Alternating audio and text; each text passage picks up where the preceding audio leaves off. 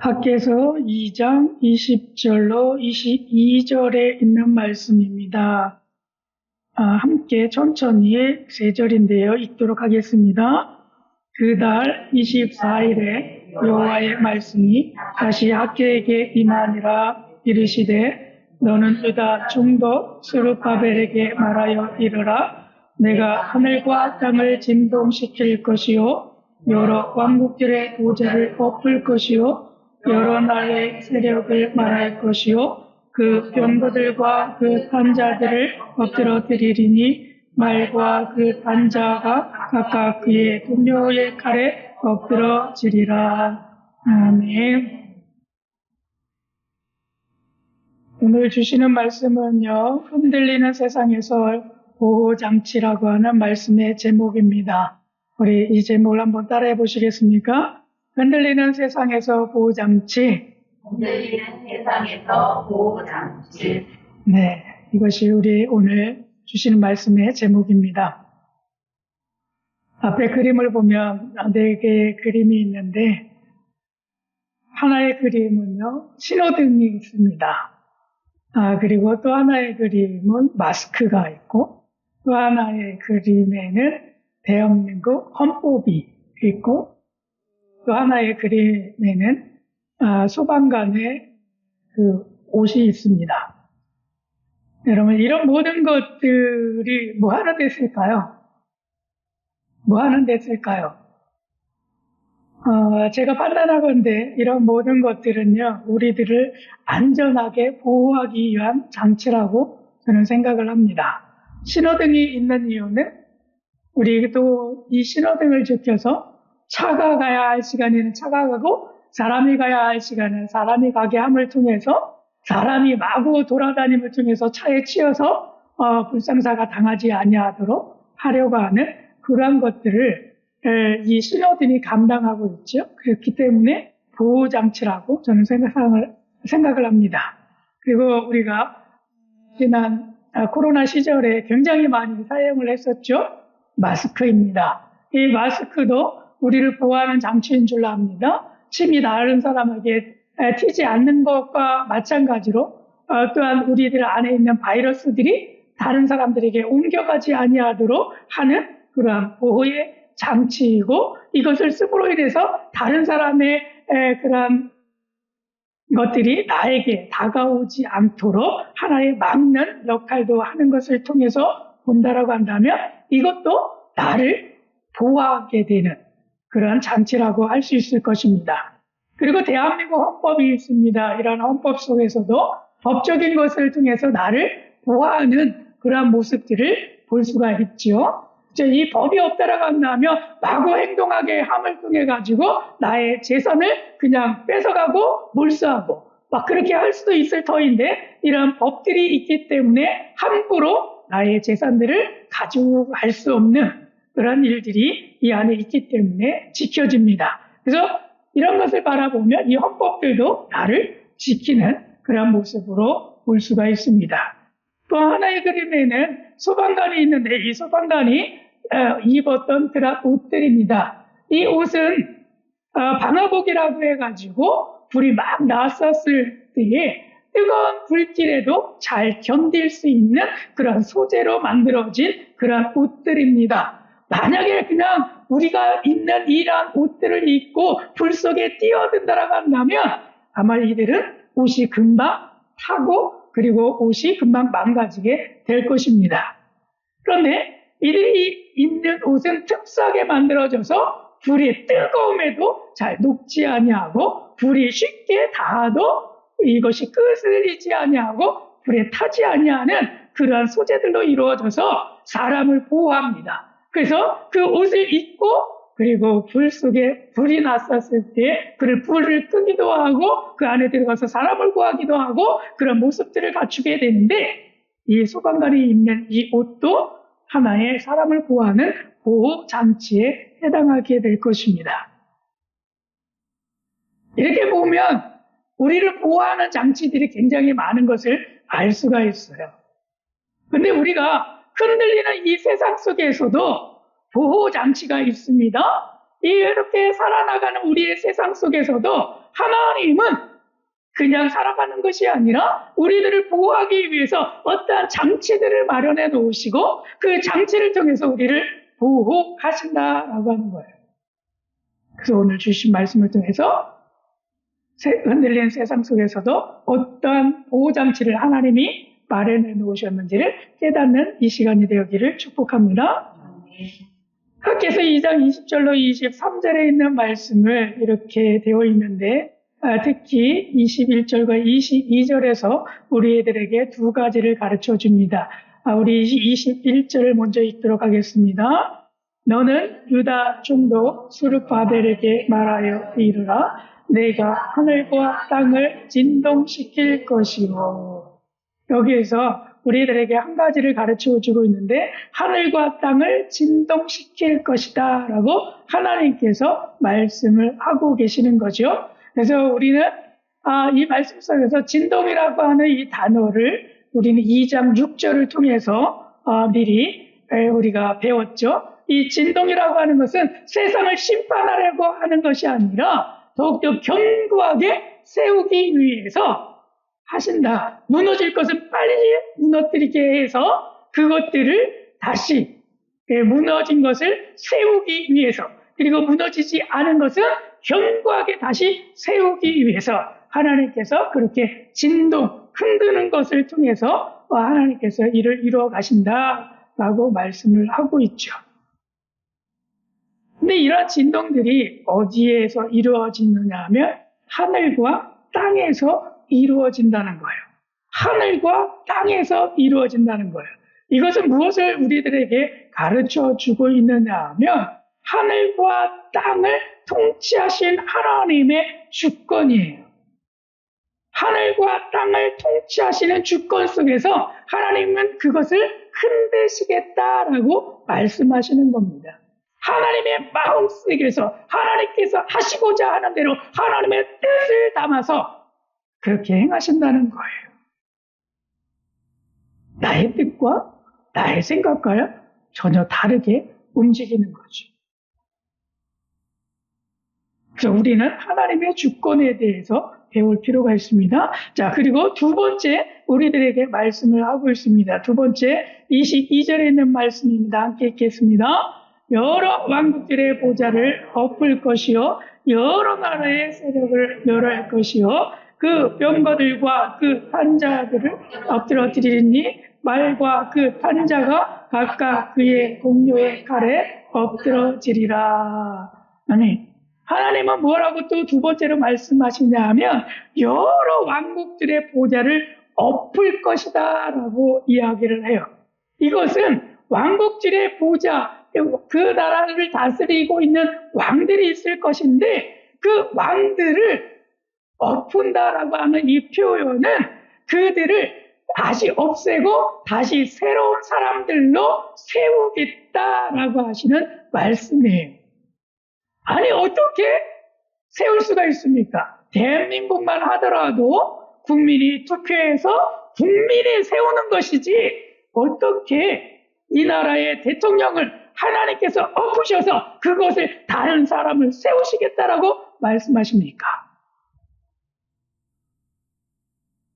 세상 사람들은 이것들이 이해가 되지 않을 거예요.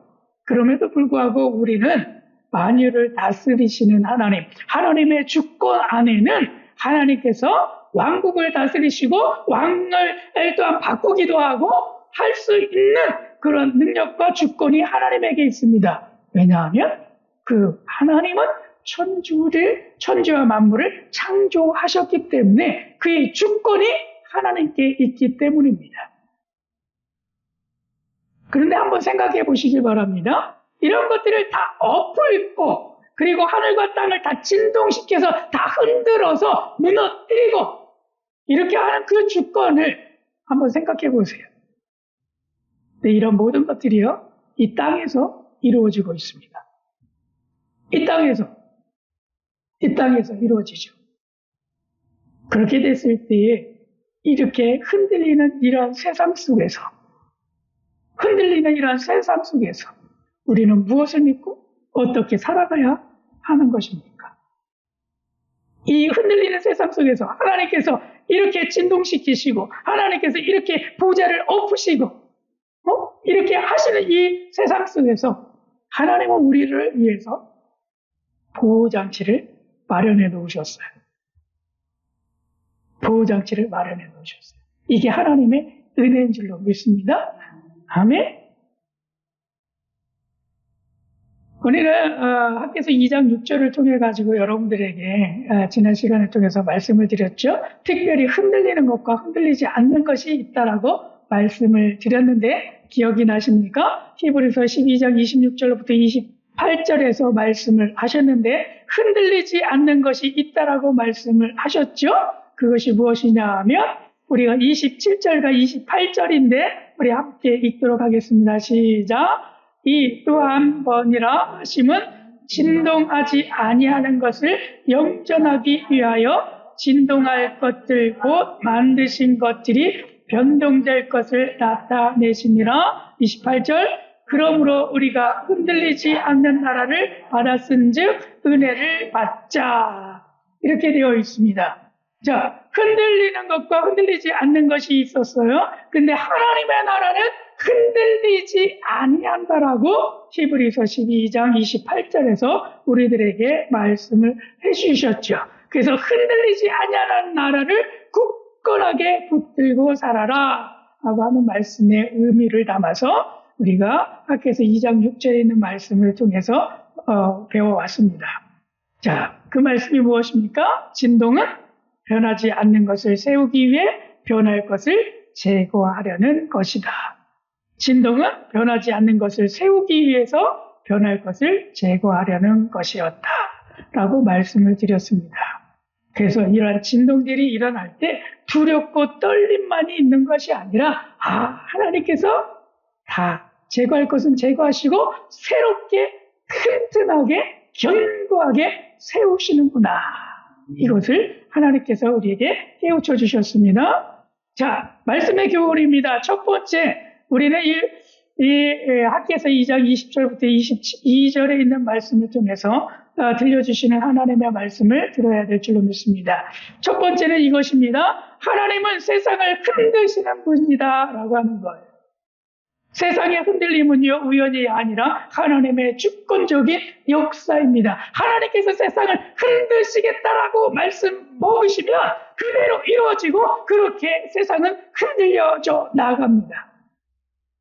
어떤 나라는 흔들려서 없어지기도 하고 어떤 나라는 다시 세워지기도 하고 그런 모든 것들은 하나님의 주권이다라고 하는 거예요. 하나님은요, 무너뜨리기 위해서 흔드시는 것이 아니라 바로 세우기 위해서 흔드신다라고 하는 것을 우리가 기억해야 될 줄로 믿습니다. 그리고 또한 흔들림은요, 하나님의 부재가 아니라 하나님이 없어서 이 세상이 흔들리는 것이 아니라 이 흔들림은 하나님의 개입하심입니다. 하나님이 살아계시고 역사하시기 때문에 이 세상을 흔드시는 거예요. 하나님이 살아계시지 아니하다면 이 땅이 흔들리지 않을 것입니다.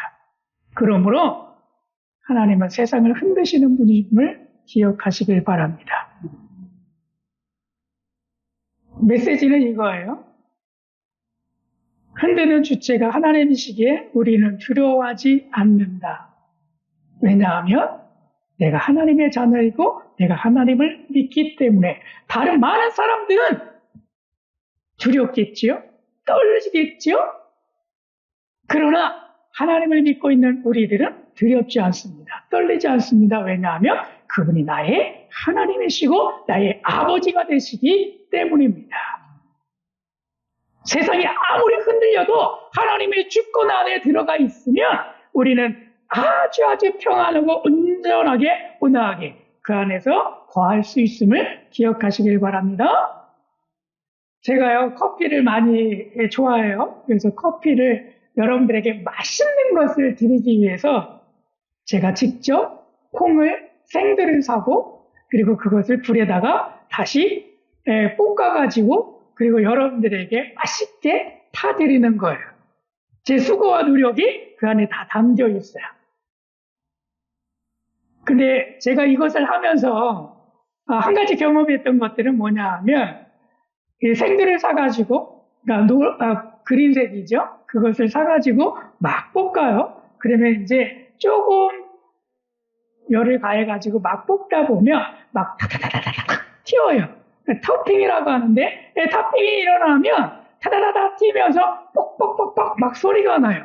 그러면서 그 안에 껍질이 벗겨져요.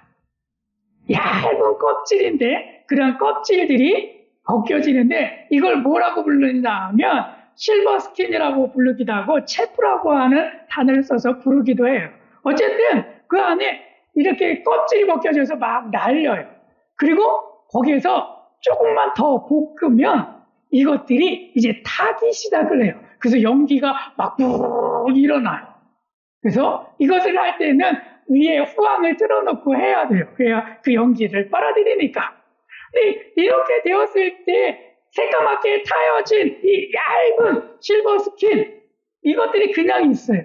그리고 다 볶은 다음에 식히죠. 그리고 그 이대로 그냥 갈아가지고 사용을 하면 사람들이 되게 싫어해요. 왠지 아십니까? 다 탔기 때문에. 탄맛이 너무 강해서 이런 것들이 있으면 싫어해요. 그래서 이것들을 다 까불려야 돼요.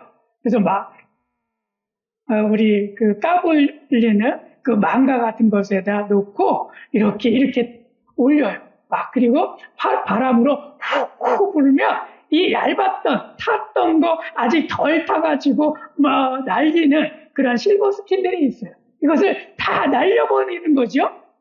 다 날려버리는 거죠. 그렇게 했을 때 이 커피콩이 잘 볶여지고 그리고 이물질이 없는 그런 커피콩이 되어져서 이것을 갈았을 때 맛있는 커피가 된다는 거예요. 이 실버 스킨이 있으면 맛이 없어져요. 둔탁해지고 쓰기만 하고 텁텁하고 그런 맛이 많이 나요. 그런데 이것이 없어지면 아주 맛있게 되거든요. 그렇게 하려고 하는 작업 자체가 뭐냐 하면 흔드는 거예요. 그리고 바람으로 날리는 거죠. 이 작업을 반드시 거쳐야 하는 거예요. 하나님은 마찬가지예요. 세상에서 이렇게 흔드는 것들은요, 세상을 멸망시키기 위한 것이 아니라 다시 하나님은 좋은 품질의 것을 만들기 위한 커피의 과정 가운데 있는 것들처럼 세상을 그렇게 아름답게 견고하게 만드시기 위해서 하나님은 이렇게 흔드는 작업을 하신다는 겁니다. 그리고 나도 흔드시겠죠. 나도 흔드시겠죠. 나를 흔드신다라고 했을 때 그 흔드심은 나를 곤욕을 주기 위해서 그렇게 하시는 하나님이 아니시라 나를 견고하게 더 세워주시기 위해서 나를 흔드신다라고 하는 것을 기억하시길 바랍니다. 두 번째 교훈은 이겁니다. 성전 공동체는 흔들림을 피하지 않는다. 여러분, 세상이 막 흔들려지는데요. 그 세상이 흔들릴 때에 세상 사람들은 피하지 않습니다. 피할 수도 없습니다. 왜? 하나님이 흔드시기 때문에 피할 수조차 없죠. 오히려 세상에 있는 모든 사람들이 피하지 않는 것처럼 하나님 안에 있는 사람들도 피하지 아니하고 하나님을 꼭 더 붙드는 그런 사람들이 된다라고 하는 거죠. 성전 공동체는요, 흔들리지 않기 위해서 존재하지 않는다라고 하는 거예요. 그리고 흔들림 속에서도 하나님께 고정된 그런 공동체가 바로 성전 공동체이고 문제없는 신앙이 아니라 문제 속에서도 붙들린 그런 신앙이 바로 그러한 성전이다라고 하는 것. 세상에 있는 많은 사람들이요, 흔들림 속에서도 많이 살아가지만 그러나 그 흔들림을 피할 수는 없어요. 그런데 우리 가운데 흔들림을 피할 수 있는 그러한 장치 하나를 마련해 놓으셨다라고 한다면 우리 가운데 하나님의 나라가 견고하여져서 흔들리지 아니하는 것처럼 하나님의 나라의 이런 교회, 하나님의 성전 이것들을 흔들리지 않게 하셔서 그 안에 들어가서 너희들이 흔들림 없이 살아갈 수 있도록 그런 교회라고 하는 안전장치를 마련해 놓으셨다라고 하는 겁니다. 세상이 많이 흔들릴 거예요. 그러나 그 흔들림 속에서도 교회 안에 있는 자들은 안전하게 될 줄로 믿습니다. 그래서 교회를 어디에다가 세운다고 말씀하셨느냐 하면 반석 위에 세운다라고 말씀하셨잖아요. 반석 위에 세운 집은 비가 오고 창수가 나고 할지라도 흔들림이 없이 견고하게 세워진다라고 하는 것을 우리는 기억해야 될 줄로 믿습니다. 그래서 메시지는 이겁니다. 성전은 파도를 없애는 것이 아니라 떠내려가지 않게 붙잡는 닭과 같은 역할이다. 이것이 우리들에게 들려주신 하나님의 말씀입니다. 여러분, 닷이 무엇인지 아시죠? 닷. 배가 있었을 때 그 배가 떠내려가지 않도록 그 쇠고리와 같은 것을 바다에다가 툭 던져놓는 거예요. 그래서 그 갈고리가 떠내려가려고 할 때 깊이 박혀가지고 이 배가 떠내려가지 않도록 그것을 붙잡아 주는 것이 닷의 역할입니다. 근데 부둣가에 가게 돼도 부둣가에 닷을 고정시킬 수 있는 그런 것이 있죠. 이렇게 뾰족하게 튀어나와가지고 거기에다가 밧줄을 걸어놓거나 묶어놓는 그런 거 보셨죠? 그런 것들이 이 배가 떠내려가지 못하도록 흔들리지 않도록 붙잡아 놓는 역할, 그것들이 닷의 역할이에요. 닷의 역할이에요. 그 닷은 똑같습니다. 파도를 없애주지는 않아요. 흔들리는 것을 멈춰주지는 않아요. 그러나 떠내려가게 할 때에 그런 것들을 붙잡아줘서 떠내려가지 않게 하는 역할들을 할 뿐이죠. 우리가 세상 속에서 많이 흔들릴 수는 있습니다. 그 흔들림 속에서도 교회라고 하는 이 교회 공동체, 마음 성전을 세우는 우리의 모습 속에서 흔들림이 우리 가운데서도 있을 거예요. 세상이 흔들리는데 나도 흔들리겠죠. 그러나 우리가 하나님 안에 있는 사람들, 하나님 앞에 닻을 내린 사람들, 그 유동한 가운데서도 떠내려가지 아니하고 하나님 앞에 붙어 있음을 통해서 그 환난들을 우리는 능히 이겨 나간다는 거예요. 그래서 이러한 은혜와 은총이 우리 신랑교회 모든 성도님들에게 있기를 축복합니다. 하나님을 꼭 붙드십시오. 세상의 흔들림 속에서 하나님을 꼭 붙드십시오. 하나님은 절대로 흔들리지 않습니다. 우리를 보호하시는 하나님의 은혜입니다. 세 번째 우리에게 주시는 교훈은 뭐냐면 하나님의 주권이 공동체의 보호장치입니다. 공동체를 지키는 것은요, 우리의 준비가 아니다. 내가라고 말씀하시는 하나님의 선언이 곧 보호장치입니다. 하나님의 선택과 붙드심이 공동체의 안전입니다. 하나님께서 흔드시겠다라고 말씀하셔서 그 흔드는 것처럼 하나님께서 내가 보호합니다라고 말씀하시면 우리는 하나님께서 붙들어 주셔서 그 세상의 흔들림 속에서도 견고하게 세움받을 수 있는 우리의 모습이 되어진다는 거죠. 그것은 전적으로 하나님의 주권입니다. 세상의 흔들림 속에서 보호할 수 있는 그 장치는 하나님의 주권인 줄로 믿습니다. 그래서 우리가 하나님을 우리가 굳건하게 우리가 붙들어야 될 줄로 믿습니다. 그래서 메시지는 이거예요. 우리가 하나님을 지키는 것이 아니라 하나님이 우리를 지키신다는 거예요. 그렇게 될 때에 세상의 흔들림 속에서도 우리가 떠내려가는 대가 아니라 우리가 붙들림 바 되어져서 견고하게 세움받는 그러한 사람들이 될 수 있다라고 하는 것을 기억하시길 바랍니다. 아멘. 양들이 있어요. 근데 양과 목자 가운데에서 양들은 눈이 되게 좋지 않다라고 이야기하고 있고 방향 감각이 더군다나 되게 둔하다라고 이야기를 많이 하더라고요.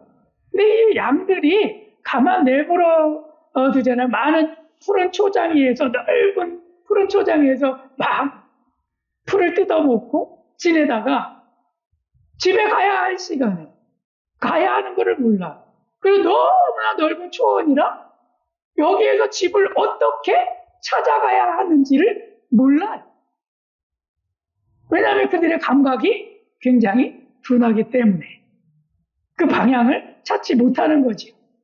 그렇게 했을 때 목자는 그의 양들을 목자가 가지고 있었던 그 지팡이를 통해서 툭툭 치면서 이쪽으로 가는 거야. 이쪽으로 가야지. 이쪽으로 가야만 돼. 그러면서 툭툭 치면서 그들이 가는 그 집으로 가야 할 그 길들을 안내를 하는 거예요. 그러면 이 양들이 그 툭툭툭툭 치는 목자의 지팡이를 맞아가면서 길을 가게 됩니다. 그러면 어느덧 그들이 목표로 삼았던 집에 도착을 하는 거죠. 근데 생각해 보시기 바랍니다. 이 목자가 가지고 있는 이 지팡이로 툭툭툭툭 치는 거 굉장히 기분 나쁠 수 있죠. 그리고 어떨 때는 세게 치면 아프기도 해요.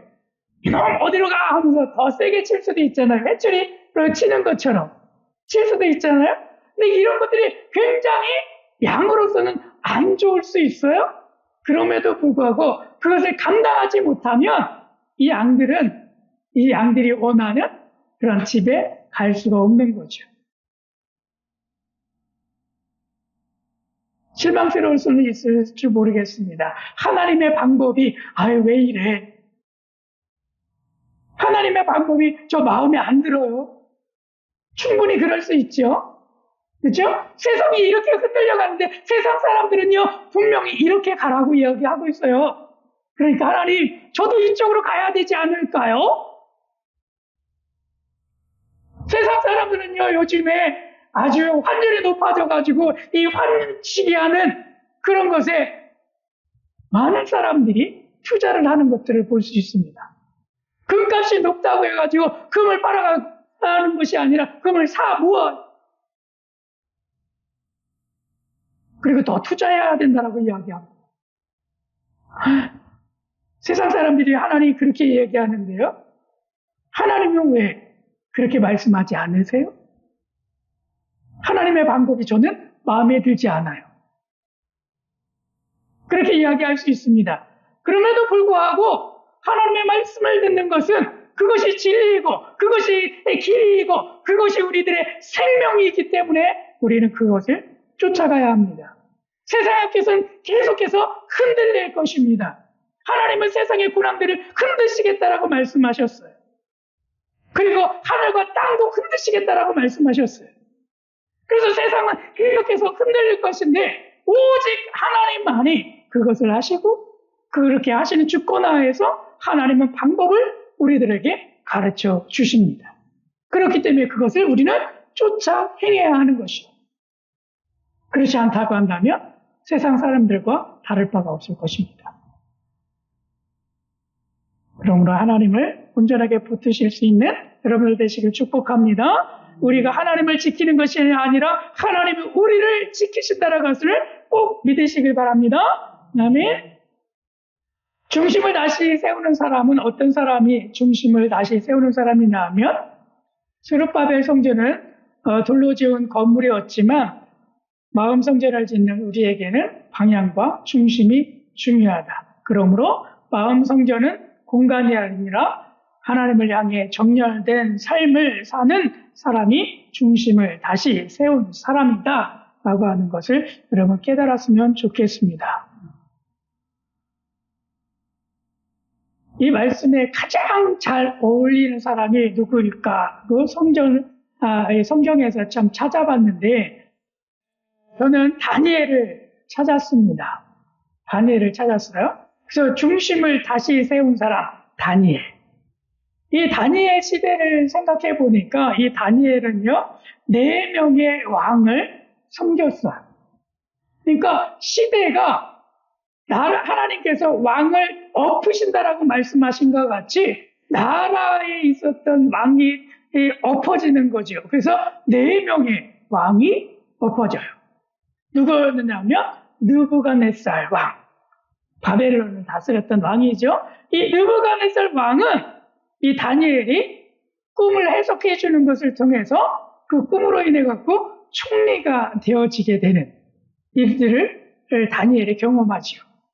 그래서 처음 만났던 사람이에요. 근데 이거 얼마 안 있다가 벨사살이라고 하는 왕이 다시 등극을 해요.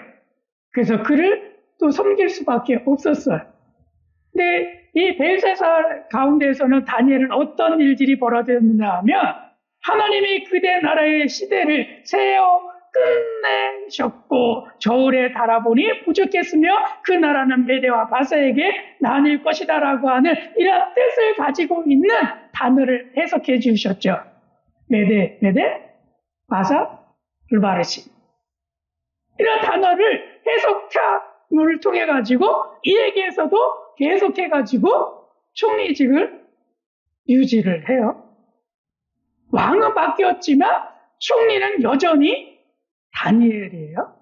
그리고 다리와 왕이 나중에 또 이 바벨론을 무너뜨리고 메대와 페르시아라고 하는 나라를 세웁니다. 그랬을 때에도 다니엘은 여전히 그 앞에 섭니다. 이 다리오 왕이 다니엘을요, 말을 듣지 않는다고 해가지고 사자굴에 쳐넣었어요. 그랬을 때도 이 다니엘은 사자굴에 들어갔음에도 불구하고 사자에게 물려서 죽지 아니하고 얌전한 사자굴에서 버티고 그리고 거기에서 살아남아요. 그리고 나서 여전히 그는 총리직을 유지합니다. 그리고 마지막 왕이었던 고레스라고 하는 이 왕이 있는데 이 고레스 왕은 우리가 잘 알다시피 이스라엘 백성들을 다시 귀환시키는 그런 칙령을 내렸던 사람이에요. 근데 이 초기에 고레스 왕이 처음 되었었을 때 다니엘은 그때에도 이 고레스 왕을 만나요. 이 고레스 왕을 만나요. 그 세상이 다 흔들린 거예요. 이 세상의 중심이었던 이 바벨론, 가장 큰 성읍이었다라고 하는 이 바벨론, 그러한 제국이 무너져 내리고, 그리고 메대와 페르시아가 생기고, 그리고 페르시아가 다시 집권을 하게 될 때, 세상은 그 흔들림 속에서 왕들은 다 흔들려서 나갔다 없어지지만, 그 중에서도 하나님을 굳건하게 붙잡았던 이 다니엘은요, 시대가 변해도 그대로 총리직을 유지하면서 하나님을 섬깁니다. 놀랍지 않습니까? 그죠? 그래서 우리에게 주는 메시지가 있습니다. 왕과 나라가 견고해 보이나 흔들리며 인간이 세운 권력은 영원하지 못하다. 그럼에도 불구하고 하나님을 붙드는 자는 어떻다? 하나님을 붙드는 자는 영원하다. 하나님을 붙드는 자는 영원하다. 그러므로 우리 사랑하는 신랑교회 모든 성도 여러분, 하나님을 붙드심으로 영원한 복을 받으시길 축복합니다. 아멘. 그 은혜를 받고 누리시길 축복합니다. 아멘. 두 번째 다니엘을 보면 이런 것을 우리는 느낄 수가 있어요. 다니엘은요, 성전이 없는 시대를 살았어요. 바벨론 제국에, 페르시아 제국에 있었을 때, 그때 하나님을 섬기는 하나님의 성전은 없었어요. 예루살렘에 있었던 그 성전이 다 파괴되었기 때문에 없었어요. 그래서 하나님을 섬길 수는, 그 성전에 가서 섬길 수는 없었어요. 그럼에도 불구하고 이 다니엘은요, 그 성전이 없었음에도 불구하고 예루살렘을 향해서 하루에 3번씩 기도하는 모습들을 가져요. 예루살렘 방향을 찾아서 거기에서 하나님을 찬양하며 예배하며 하나님 앞에 영광을 올려드립니다. 성전은 분명히 없었어요. 그럼에도 불구하고 마음의 성전을 계속해서 유지한 인물이 다니엘이라고 하는 인물입니다. 오늘 우리도 여러분 마음 성전을 짓고 있죠? 그 마음 성전을 왜 짓고 있습니까? 왜 지어야만 하죠? 세상은 여전히 세상 가운데 흔들릴 것입니다. 우리가 이 육체 가운데 가지고 있는 이러한 성전들이, 교회들이 다 흔들리는 세상의 풍조로 넘어가야지는 그런 모습들을 굉장히 많이 볼 수 있어요. 많은 교회들이 진리의 복음들이 떠나가고 혼합주의적인 것들이 많이 들어와줘서 혼탁해지는 그런 모습들도 많이 볼 수가 있습니다. 가치관이 성경적인 가치관이 아니라 세상적인 가치관을 가지고 그렇게 다스려져가는 그런 교회들이 굉장히 많이 있습니다. 이런 것들은 다 무엇과 관련되어 있는 것이냐면 세상은 계속해서 흔들려진다라고 하는 거예요. 세상이 계속해서 흔들림을 받고 있다라고 하는 거예요. 그 가운데 있는 교회들도 흔들림을 받고 있다라고 하는 거예요. 그런 가운데 흔들리지 아니하는 그것을 붙잡아야 될 줄로 믿습니다. 그런 흔들리는 시대 속에서도 우리는 살아남아야 될 줄로 믿습니다. 그렇기 때문에 우리는 마음의 성전을 세우는 거죠. 누구처럼? 다니엘처럼. 성전이 없을 때에도 우리는 성전 마음의 중심을 가지고 하나님을 경배할 수 있는 그런 사람이 되기 위해서 그렇게 한다는 거예요. 우리 사랑하는 신랑교회 모든 성도 여러분, 성전이 없는 시대를 우리는 분명히 살게 될 것입니다. 그럼에도 불구하고 그런 시대가 닥쳤을 때 우리가 살아갈 수 있는 방법은 우리 마음의 성전을 통해서 계속해서 하나님을 붙들어야 그래야 그 흔들림 속에서도 우리는 온전하게 살아갈 수 있을 줄로 믿습니다. 그런 은혜와 은총이 우리 신랑교회 모든 성도님들에게 있기를 축복합니다. 그래서 학계 시대에 있었던 이런 시대의 메시지는 무엇이었냐면 학계 시대에는요, 성전은 돌로 지은 건물이었지만 다니엘에게는 그런 성전은 방향과 중심의 문제였다라고 하는 거예요. 성전은 건축되어진 것이 없어졌고 무너져 내렸지만 그러나 예루살렘을 향한 방향, 하나님을 향한 그 방향, 그리고 내 마음의 중심이 하나님 앞에 서 있는 것, 그것을 세웠다는 거예요. 그것이 다니엘에게 세워진 마음의 중심입니다. 그래서 다니엘에게는요, 마음의 성전은 공간이 아니에요. 건물이 아니에요. 하나님을 향해 정렬된 삶이에요.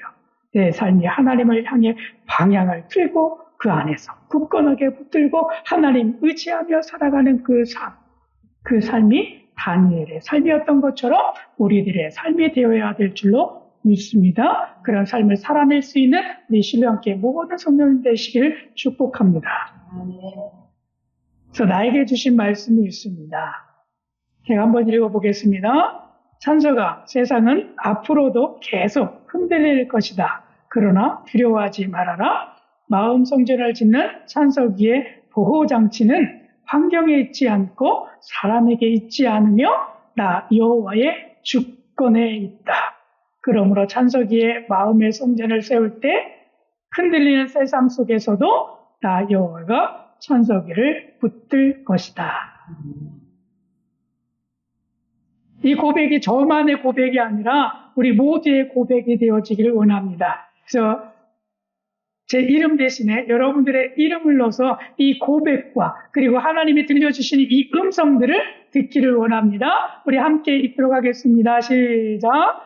찬서가 세상은 앞으로도 계속 흔들릴 것이다. 그러나 두려워하지 말아라. 마음 성전을 짓는 찬석이의 보호장치는 환경에 있지 않고 사람에게 있지 않으며 나 여호와의 주권에 있다. 그러므로 찬석이는 마음의 성전을 세울 때 흔들리는 세상 속에서도 나 여호와가 찬석이를 붙들 것이다. 아멘. 꼭 하나님 앞에 붙들린 자 되어서 이 흔들리는 세상 속에서도 여러분 흔들리지 아니하고 견고하게 세움받는 우리 신랑교회 모든 성도님 되시기를 축복합니다. 아멘. 그래서 말씀 나누는 제목은요, 학기에서 2장 20절부터 22절까지 계속해서 한 주간 여러분 묵상해 주시기를 바라겠습니다. 그리고 아침에 이렇게 깨달아 주셨으면 좋겠습니다. 하나님 세상 나라와 권력도 흔드실 수 있다. 그리고 낮에 미션으로서 우리가 적용해야 할 말씀은 오늘 내가 의지하는 세상적 권력 또는 그 조건 한 가지 내려놓기.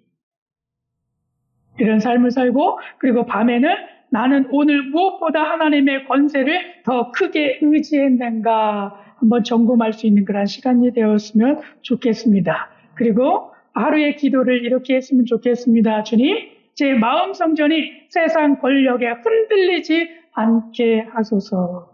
이런 기도를 하시고 그리고 일주일 동안 이 경험들을 하시고 그리고 말씀 나눔 시간을 통해서 이 경험들을 나누어 주셨으면 좋겠습니다. 할 수 있으시죠? 아멘. 아멘. 한 주간도 이 말씀들을 삶을 통해서 귀한 경험을 통해서 하나님을 더 굳건하게 붙들 수 있는 우리 신랑께 모든 성도님 되시길 축복합니다. 아멘.